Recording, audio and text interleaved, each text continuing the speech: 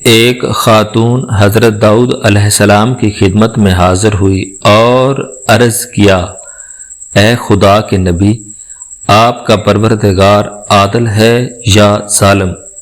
حضرت داؤد علیہ السلام نے فرمایا، اے خاتون، تو کیا بات کر رہی ہے؟ رب تعالیٰ تو سراسر عدل انصاف ہے، وہ ذرا برابر بھی کسی پر ظلم نہیں کرتا۔ پھر اس سے پوچھا کہ تم ایسا کیوں کہہ رہی ہو، تمہارا قصہ کیا ہے؟ اس عورت نے اپنا قصہ بیان کرنا شروع کیا، اے خدا کے نبی، میں ایک بیوہ عورت ہوں، میری 3 بچیاں ہیں جن کی پرورش میں اپنے ہاتھ سے سوت کاٹ کاٹ کے کرتی ہوں۔ میں دن بھر اور بعض اوقات راتوں کو جاگ کر سوت کاٹتی ہوں۔ گزشتہ روز میں اپنا کاٹا ہوا سوت ایک سرخ کپڑے میں باندھ کر اسے بیچنے کے لیے بازار جانا چاہتی تھی تاکہ اس کی آمدنی سے بچیوں کے کھانے پینے کا بندوبست کروں، لیکن اچانک ایک پرندہ مجھ پر ٹوٹ پڑا اور سرخ کپڑے کا ٹکڑا جس میں میں نے سوت باندھ رکھا تھا اسے گوشت کا ٹکڑا سمجھتے ہوئے لے اڑا۔ میں یوں ہی حسرت و یاس سے ہاتھ ملتے رہ گئی۔ اب میرے پاس کچھ نہیں کہ اپنی بچیوں کو کھانا ہی کھلا سکوں۔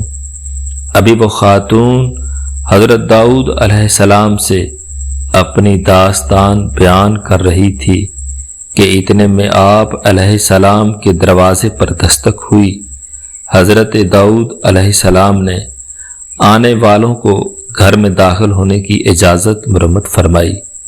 اجازت ملتے ہی 10 تاجر یکے بعد دیگرے اندر داخل ہوئے، جن میں سے ہر ایک کے ہاتھ میں 100 دینار تھے۔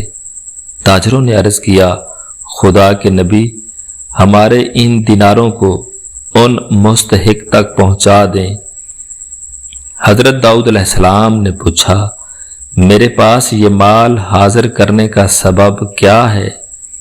تاجروں نے جواب دیا، خدا کے نبی، ہم سب ایک کشتی میں سوار تھے، اتفاقاً ایک زوردار آندھی آئی، کشتی میں ایک جانب سوراخ ہو گیا اور پانی کشتی میں داخل ہونا شروع ہو گیا۔